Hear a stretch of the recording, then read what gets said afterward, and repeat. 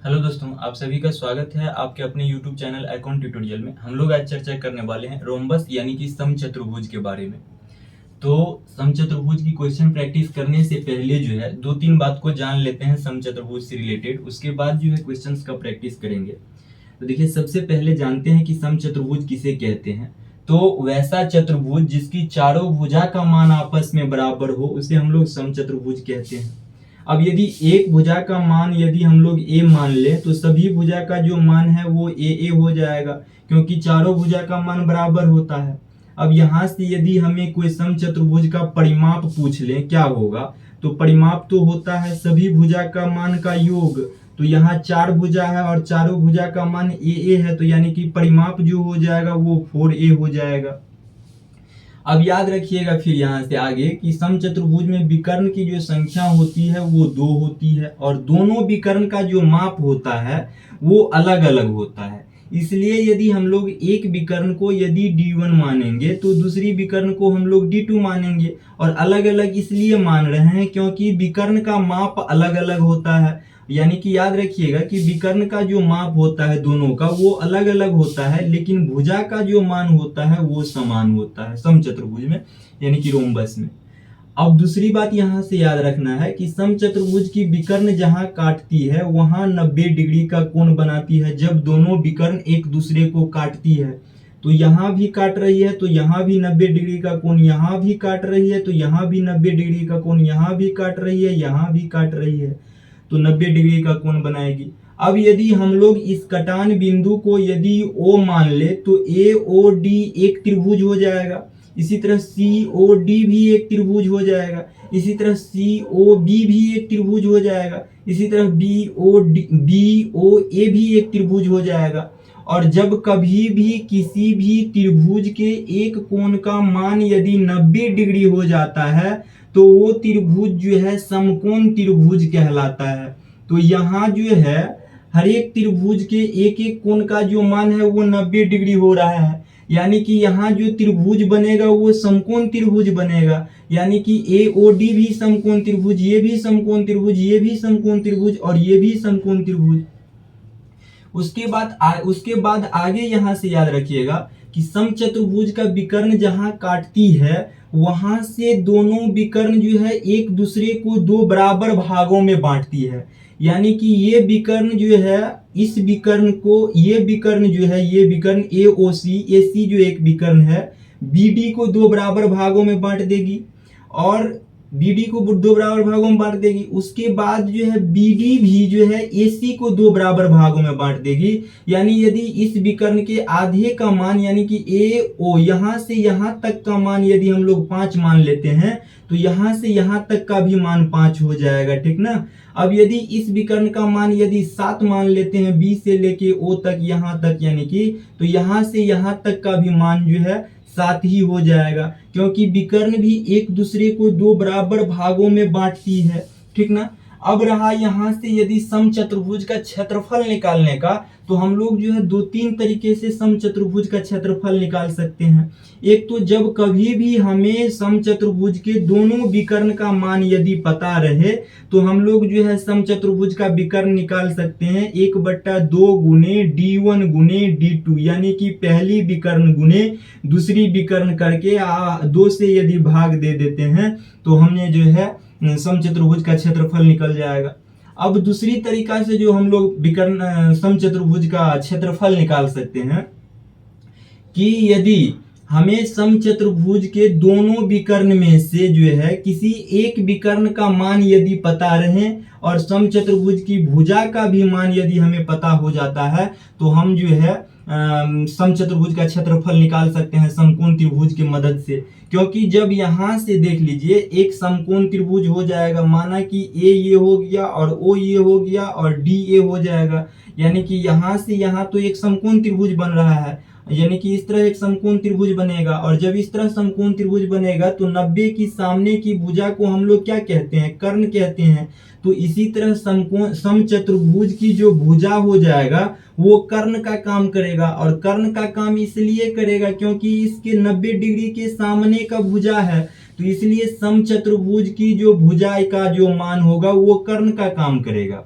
पहली बात याद रखिएगा। और दूसरी बात याद रखिएगा कि समचतुर्भुज का जो दोनों विकर्ण है, दोनों विकर्ण के आधे का जो मान होगा वो जो है कोई एक जो है इस दोनों आधे के समचतुर्भुज के दोनों विकर्ण के आधे के मान जो है ये कोई एक लंब का काम करेगा या कोई एक जो है आधार का काम करेगा। क्योंकि समचतुर्भुज की सामने की भुजा को कर्ण कहते हैं, तो इसी तरह समचतुर्भुज समकोण त्रिभुज के सामने की भुजा को कर्ण कहते हैं। तो यहाँ भी एक समकोण 90 डिग्री बन रहा है, यानी कि 90 डिग्री के सामने की भुजा को कर्ण कहते हैं। तो समचतुर्भुज में जो है भुजा के जो मान होगा वो कर्ण कहलाएगा, क्योंकि 90 डिग्री के सामने है। उसके बाद विकर्ण का आधा का जो मान होगा वो कोई एक लंब हो जाएगा और कोई एक आधार हो जाएगा। और लंब आधार जो डिपेंड करता है वो थीटा पे डिपेंड करता है। यानी कि यदि इस कोण की चर्चा किया जाए क्वेश्चन में, तो थीटा के सामने, यानी कि इस कोण का चर्चा कर रहे हैं तो इस कोण के सामने की भुजा लंब हो जाएगा और कर्ण तो फिक्स रहता है कि 90 डिग्री के सामने होता है, और शेष जो बाकी का भुजा हो जाएगा वो आधार हो जाएगा।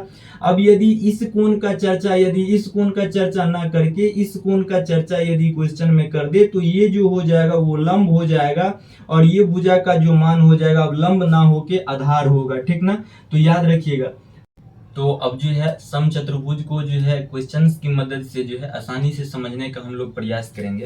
तो देखिए पहला क्वेश्चन क्या है कि एक समचतुर्भुज का क्षेत्रफल ज्ञात कीजिए जिसका परिमाप जो है वो 40 सेंटीमीटर है तथा विकर्ण एक 16 सेंटीमीटर है। देखिए हमें क्या कह रहा है कि एक समचतुर्भुज का क्षेत्रफल ज्ञात करने के लिए कह रहा है, और हमें दिया गया है समचतुर्भुज के एक विकर्ण का मान दिया गया है 16 सेंटीमीटर, और हमें जो है परिमाप दिया गया है समचतुर्भुज का वो कितना 40 सेंटीमीटर दिया गया है। और परिमाप जो हम लोग निकालते हैं यानी कि 4a, और 4a का मान हमें 40 सेंटीमीटर दिया गया है, तो 4 से 40 को काटेंगे यानी a का मान 10 सेंटीमीटर। कहने का मतलब समचतुर्भुज की एक भुजा का जो माप है वो 10 सेंटीमीटर है। जब एक भुजा का माप यदि 10 सेंटीमीटर तो प्रत्येक भुजा का माप 10-10 सेंटीमीटर हो जाएगा। और हमें एक विकर्ण का मान 16 सेंटीमीटर दिया गया है और हमसे पूछा जा रहा है कि समचतुर्भुज का क्षेत्रफल क्या होगा।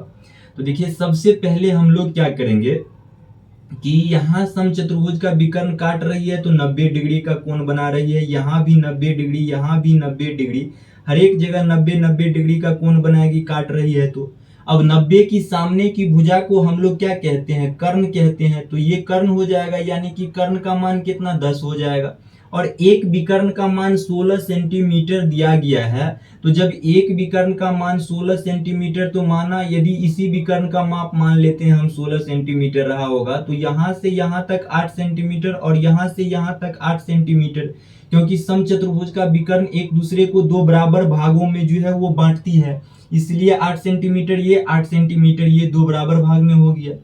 उसके बाद हमें तो समकोण त्रिभुज की मदद से यदि हम लोग समचतुर्भुज का क्षेत्रफल निकालना चाहेंगे, तो एक समकोण त्रिभुज का जो क्षेत्रफल होगा उसके क्षेत्रफल के साथ यदि 4 से हम लोग गुना कर देते हैं तो हम लोग का समचतुर्भुज का क्षेत्रफल का मान मिलेगा, क्योंकि 4 समकोण त्रिभुज का निर्माण हो रहा है एक समचतुर्भुज के अंदर, इसलिए एक समकोण त्रिभुज का क्षेत्रफल निकाल के उसमें 4 से गुना कर देंगे तो सभी समचतुर्भुज के क्षेत्रफल का मान जो है हमें मिल जाएगा। तो हम लोग प्रयास करेंगे कि यहाँ से एक समकोण त्रिभुज का क्षेत्रफल निकालने का। तो समकोण त्रिभुज का क्षेत्रफल निकालने का फॉर्मूला क्या होता है, समकोण त्रिभुज के क्षेत्रफल निकालने का फॉर्मूला क्या होता है, ये तो कर्ण हो जाएगी और ये P और ये B, यानी कि मान ले यदि थोड़ा देर के लिए, तो समकोण त्रिभुज का क्षेत्रफल निकालने का जो फॉर्मूला हो जाएगा वो P गुना B हो जाता है।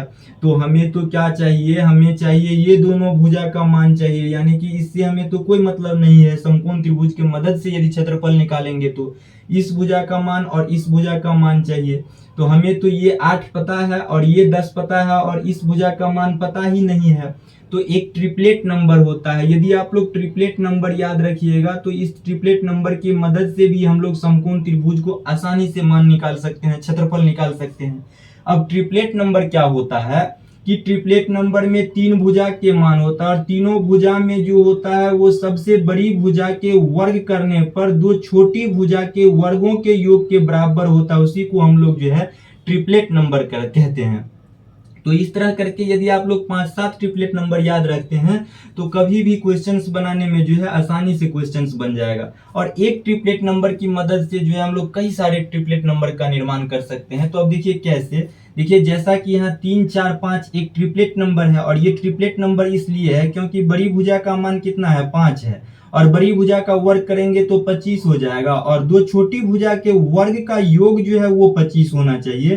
तो 3 का वर्ग करेंगे तो 9 हो जाएगा, और 4 का वर्ग करेंगे तो 16 हो जाएगा, यानी दोनों को योग करने के बाद 25 होना चाहिए। तो 9 और 16 तो 25 हो रहा है, यानी कि 3, 4, 5 जो होगा वो ट्रिपलेट नंबर होगा। और एक ट्रिपलेट नंबर से हम लोग कई सारे ट्रिपलेट नंबर का निर्माण कर सकते हैं, क्योंकि यदि एक भुजा के मान को यदि हम लोग 2 गुना कर रहे हैं तो 6 हो जाएगा। इसी तरह अब इसका मान भी 2 गुना करेंगे, दूसरी भुजा का भी, इसी तरह अब कर्ण की भुजा का भी 2 गुना करेंगे, यानी कि 6, 8, 10 भी एक ट्रिपलेट नंबर हो गया। अब इसे भी 2 गुना कर सकते हैं और ट्रिपलेट नंबर बना सकते हैं, या इसे तिगुना करेंगे तो सभी भुजा को तिगुना करके ट्रिपलेट नंबर बना सकते हैं। तो इसी तरह कर करके जो है main triplet number 5-7 triplet number यदि आप लोग याद रखते हैं तो क्वेश्चन आसानी से बनेगा। एक तो 3, 4, 5 वाला याद रखना है, दूसरा ट्रिपलेट नंबर याद रखना है 9, 60 और 61 वाला याद रखना, सॉरी 11, 60, 61 वाला याद रखना है। उसके बाद याद रखना है 7, 24 और 25 वाला ट्रिपलेट नंबर याद, 7, 24, 25, 8, 40, 41, 3, 4, 5 और 11, 60। इतना ट्रिपलेट नंबर यदि तब तक याद रखिए। उसके बाद यदि आगे अगर ट्रिपलेट नंबर का जरूरत पड़ेगा तो आगे भी ट्रिपलेट नंबर लिखेंगे।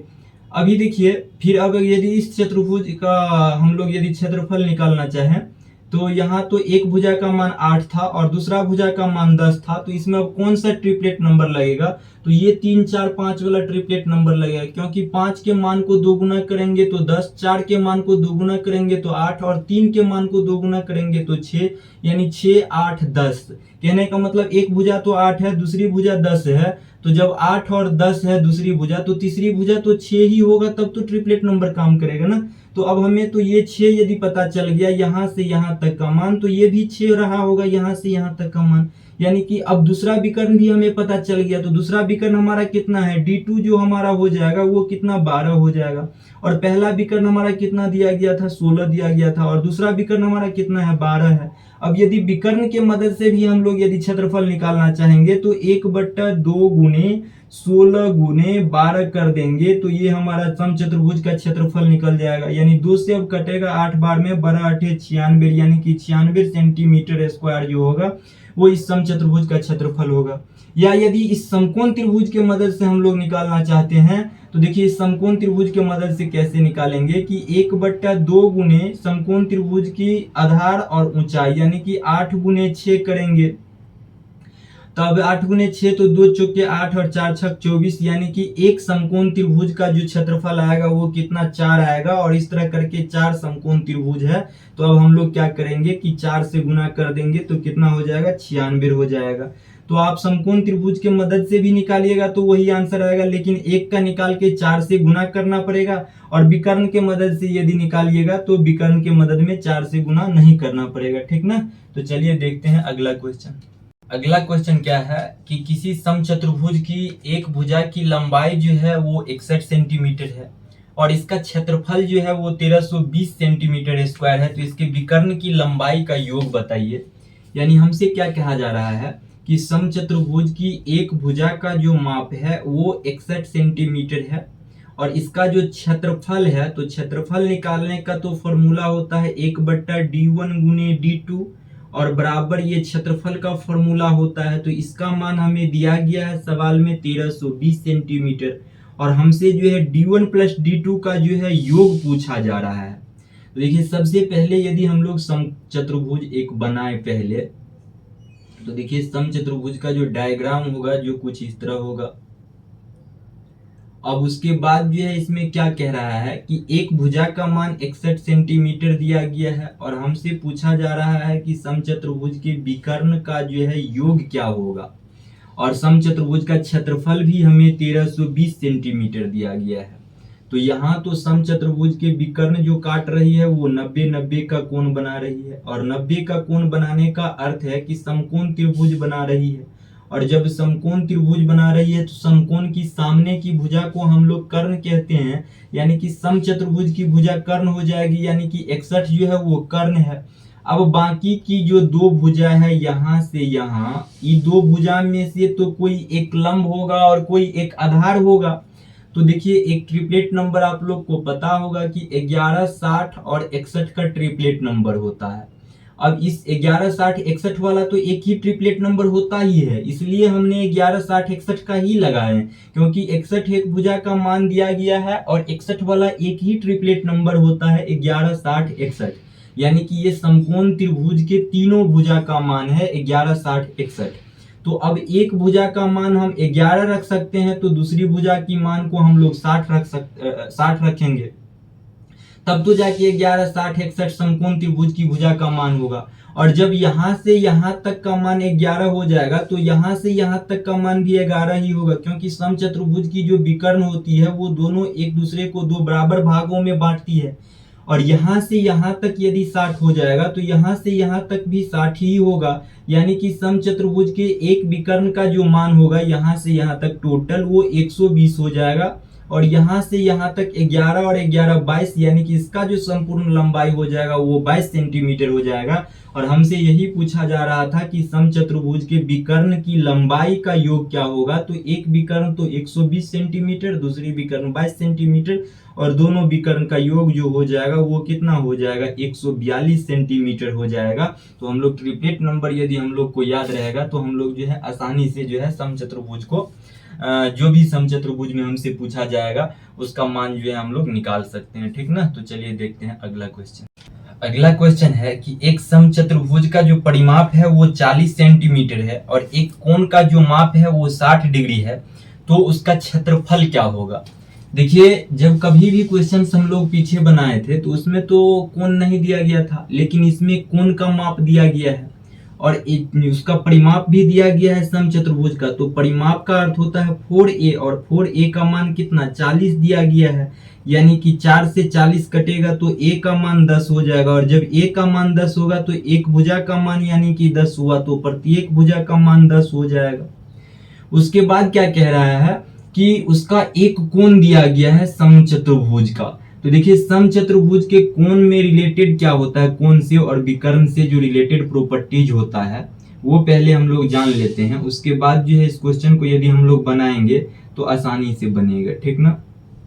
तो देखिए प्रॉपर्टी क्या होता है कोण और विकर्ण में, कि ये जो विकर्ण है, ये विकर्ण जिस कोण से होके गुजरती है उस कोण को दो बराबर भागों में बांटती है। यानी कि यदि इस कोण का पूरा मान 60 डिग्री रहेगा तो 30 डिग्री इधर कर देगा और 30 डिग्री इधर कर देगा, एक बात। और दूसरी बात याद रखिएगा कि समचतुर्भुज के आमने सामने की जो कोण होता है, यानी कि ये कोण और ये कोण का जो मान होगा वो बराबर हो जाएगा। आमने सामने की कोण ये दोनों है तो फिर ये दोनों कोण का मान बराबर हो जाएगा। उसके बाद तीसरी बात याद रखिएगा कि यहां से जो ये कोण और ये कोण का जो मान होगा, दोनों कोण के मान के मिला के, यानी कि दोनों कोण का के मान का जो योग होगा वो 180 डिग्री हो जाएगा, ठीक ना। तो हमें क्वेश्चन में क्या कह रहा है कि समचतुर्भुज के एक कोण का मान कितना दिया गया है, 60 डिग्री दिया गया है। और जब समचतुर्भुज के एक कोण का मान 60 डिग्री दिया गया है तो ये तो 120 हो जाएगा, क्योंकि ये दोनों मिला के 180 होना चाहिए। और जब यदि ये 120 और ये 60 हो रहा है और जब हम एक विकर्ण को निकालते हैं दोनों कोण से, और जब दोनों कोण से विकर्ण गुजरेगी तो 30 डिग्री इधर कर देगी, 30 डिग्री इधर, यानी कि 30 डिग्री का कोण यहाँ, 30 डिग्री का कोण यहाँ। अब फिर इस विकर्ण का इधर से इधर एक विकर्ण यदि फिर आ रहा है तो ये विकर्ण फिर यहाँ कितना 120 डिग्री का कोण था, तो यहाँ अब 60 डिग्री का कोण करेगा। और विकर्ण जहां दोनों एक दूसरे को काटती है वहां तो 90 डिग्री का कोण बनाती ही है। तो यानी कि अब एक समचतुर्भुज हो गया और इसे मिटा देते हैं अब। तो देखिए जब ये समकोण त्रिभुज एक हो गया तो कुछ इस कट्टा को, इस भाग के कट्टा को यदि हम लोग इधर बाहर निकालते हैं तो कुछ फिगर जो बनेगा इस तरह बनेगा। ये 90 डिग्री हो जाएगा और माना कि ये 60 डिग्री यदि मान ले तो ये 30 डिग्री हो जाएगा, और 60, 30, 90 और 90 180 हो जाएगा। अब त्रिभुज के तीनों कोण का तो मान 180 डिग्री होता ही है। तो देखिए अब यहां से क्या करेंगे कि यहाँ तो 90 डिग्री के सामने की भुजा का मान कितना दिया गया है, 10 दिया गया है, तो यहाँ भी 90 के सामने का मान 10 हो जाएगा। उसके बाद tan 30 डिग्री का मान, अब हम लोग जो है रेशियो मेथड से इन दोनों भुजा के मान को पता करेंगे। तो सबसे पहले देखिए tan 60 डिग्री का मान कितना होता है, tan 60 डिग्री का मान पता होगा कि √3 होता है, और √3 में यदि 1 से भाग कर देंगे कोई फर्क नहीं पड़ेगा। और tan का ही एक फॉर्मूला होता है क्या, P/B होता है, यानी कि ऊपर में परपेंडिकुलर यानी लंब और नीचे में बेस होता है यानी कि आधार होता है। यानी कि रेशियो में जो मान हो जाएगा वो लंब का √3 हो जाएगा और आधार का 1 हो जाएगा। और यहाँ जिस कोण का चर्चा कर रहे हैं यानी 60 का चर्चा कर रहे हैं, तो 60 की सामने की भुजा को हम लोग लंब कहेंगे। तो यानी कि लंब का मान रेशियो में कितना, √3 होगा। और अब बच रहा है क्या, बेस, ये तो कर्म रहता है फिक्स ही, और बच रहा है सिर्फ एक बेस, तो यहाँ 1 डिग्री एक मान जो हो जाएगा रेशियो में वो बेस का मान हो जाएगा। उसके बाद देखिए यदि हम लोग पाइथागोरस थ्योरम से जो है h बराबर निकालते हैं मान रेशियो में पहले, तो h बराबर p², तो √3 का यदि स्क्वायर करेंगे तो कितना 3 ही होगा, प्लस 1 का स्क्वायर यानी कि b का स्क्वायर करते हैं तो 1 होगा, यानी कि √4 बराबर √4 हो जाएगा, और √4 का मान कितना 2 होगा, यानी कि इस भुजा का जो मान होगा रेशियो में वो 2 होगा, और रियल में कितना मान है, 10 मान है, तो 2 का मान यानी 10 हो जाएगा, क्योंकि रेशियो में भी 2 जो मान है इसी भुजा का मान है, कर्ण का ही, और 10 जो है वो भी कर्ण का ही है, तो दोनों बराबर हो जाएगा। अब यहाँ से 2 से 10 कटेगा यानी 1 का मान कितना हो जाएगा, 5 हो जाएगा, तो यहाँ 1 का मान कितना 5 हो जाएगा। और जब एक रेशियो का मान 5 है तो √3 रेशियो का निकालने के लिए 5 से गुना करेंगे यानी 5√3 हो जाएगा। तो कहने का मतलब क्या होगा कि 60 डिग्री के सामने का तो भुजा ये है, तो इसका मान कितना हो जाएगा, 5√3 हो जाएगा। और 30 का भुजा, 30 कोण ये है, और 30 के कोण के सामने क्या है, 1 है, यानी कि 5 है, तो ये जो मान हो जाएगा वो 5 हो जाएगा। अब यहां से यहां तक 5, तो यहां से यहां तक भी 5, यानी कि इस विकर्ण की संपूर्ण लंबाई 10 हो जाएगा। और यहां से यहां तक 5√3, तो यहां से यहां भी 5√3, यानी कि इस विकर्ण का जो संपूर्ण लंबाई होगा वो कितना हो जाएगा, 10√3 हो जाएगा ना। उसके बाद जो है हमसे क्या पूछा गया है कि इसका क्षेत्रफल पूछा गया है समचतुर्भुज का। तो क्षेत्रफल निकालने का तो फॉर्मूला हमें पता है कि 1/2 गुने पहली विकर्ण, तो माना कि पहली विकर्ण 10√3 रहा होगा। अब उसके बाद गुने दूसरी विकर्ण, तो दूसरी विकर्ण का मान क्या है, 10 आया है, तो 10 करेंगे। अब 2 से कटेगा 10 5 बार में, और 5 से 10 को गुना करेंगे यानी कितना हो जाएगा, 50√3 जो है इस समचतुर्भुज का क्षेत्रफल हो जाएगा, ठीक ना। तो यहाँ से याद क्या क्या रखिएगा कि एक बात तो याद रखिएगा कि समचतुर्भुज का जो विकर्ण होती है वो कोण को 2 बराबर भागों में बांटती है, पहली बात। और दूसरी बात याद रखिएगा कि समचतुर्भुज में जो सम्मुख कोण होता है यानी कि आमने सामने की कोण का जो मान होता है वो बराबर होता है। तीसरी बात याद रखिएगा कि यहाँ जो दोनों कोण का मान होगा वो क्या हो जाएगा, 180 डिग्री हो जाएगा, ठीक ना। जब कभी भी इस तरह का क्वेश्चन से पूछे यानी क्वेश्चन में जो है कोण का मान दे दे और पूछे तो जो है हम लोग इस तरह बना लेंगे, ठीक ना। तो चलिए देखते हैं अगला क्वेश्चन। देखिए अगला क्वेश्चन क्या है कि किसी समचतुर्भुज का जो परिमाप है वो 40 मीटर है और उसकी ऊंचाई दे दिया गया है इस बार की 5 मीटर है और इसका क्षेत्रफल हमसे पूछा जा रहा है। देखिए परिमाप कितना दिया गया है, 40 सेंटीमीटर दिया गया है, यानी कि 4a का मान 40 सेंटीमीटर दिया गया है। तो हम लोग यहाँ से a का मान निकाल लेंगे 10 सेंटीमीटर, यानी कि एक भुजा का माप 10 सेंटीमीटर, तो प्रत्येक भुजा का माप 10 सेंटीमीटर। अब जो है हमें इस बार क्वेश्चन में क्या दिया गया है कि ऊंचाई का मान दिया गया है, ना कि हमें विकर्ण का मान दिया गया है। तो ऊंचाई तो हम लोग परपेंडिकुलर जो ऊंचाई जो सीधे खड़ा मापते हैं उसे ऊंचाई कहते हैं। तो ऊंचाई तो ये सीधे आएगा, सीधे ऊंचाई आएगा, ये ऊंचाई कहलाएगा, यानी कि 5 मीटर दिया गया है। अब जो है हमसे इस त्रिभुज में क्या पूछा जा रहा है कि इसका क्षेत्रफल पूछा जा रहा है। तो देखिए अब हम लोग समचतुर्भुज का क्षेत्रफल कैसे निकालेंगे जब ऊंचाई दे देगा। तो एक बात याद रखिएगा कि समलंब चतुर्भुज के छोड़कर जितने सारे चतुर्भुज हैं, वर्ग है, आयत है, सभी जो है वो समांतर चतुर्भुज होता है। और समांतर चतुर्भुज उसे कहते हैं जिसके आमने सामने की भुजा के बीच में जो दूरी होती है वो समान होती है, उसे समांतर चतुर्भुज कहते हैं। और समांतर चतुर्भुज निकालने का फॉर्मूला होता है क्षेत्रफल निकालने का कि आधार गुने ऊंचाई होता है और समचतुर्भुज भी एक प्रकार का समांतर चतुर्भुज है, वर्ग भी, आयत भी, सभी क्या है, समलंब चतुर्भुज छोड़ के सारे चतुर्भुज समांतर चतुर्भुज, और समांतर चतुर्भुज का क्षेत्रफल निकालने का फॉर्मूला आधार गुने ऊंचाई। तो इसका भी अब हम लोग जो है फॉर्मूला, इस फॉर्मूला पे जो है क्षेत्रफल निकाल लेंगे, यानी कि आधार, तो आधार कितना 10 और ऊंचाई कितना, तो ऊंचाई तो क्वेश्चन में दिया गया है 5 दिया गया है, तब इस बार क्या हो जाएगा, इसका 50 सेंटीमीटर स्क्वायर हो जाएगा इसका क्षेत्रफल, ठीक ना। जब हमें विकर्ण ना देके सिर्फ एक भुजा का मान और ऊंचाई दिया रहेगा तो हम लोग बेस गुने आधार के फॉर्मूला पे जो है क्षेत्रफल का मान निकालेंगे, क्योंकि समचतुर्भुज भी एक प्रकार का समांतर चतुर्भुज होता है और समांतर चतुर्भुज का फॉर्मूला होता है आधार गुने ऊंचाई, ठीक ना।